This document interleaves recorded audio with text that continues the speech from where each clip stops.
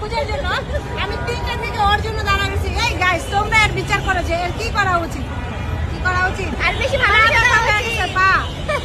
আচ্ছা যাই হোক, অনেক দুষ্টামি করলাম। বৃষ্টির জন্য আমার তরফ থেকে সুন্দর ছোট্ট একটি গিফট।